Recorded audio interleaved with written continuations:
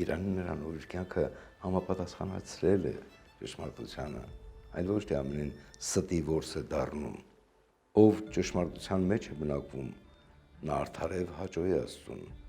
բոլոր մարդկանց համար օգտակար է եւ ամեն գործի մեջ շիտակ։ Ճշմարիտ մարդը չի հաճոյանում ուրիշներին, արդարադատ է, արժեքներ եւ փառք ու պատիվ չի յուրացնում, չի կամահրում տնանկին ու չքավորին, պատասխանների մեջ շողոքորդ չէ, դատողության մեջ ճշմարիտ է, գործի մեջ ջանադիր, միաբանության մեջ միշտ բարեզարդ է,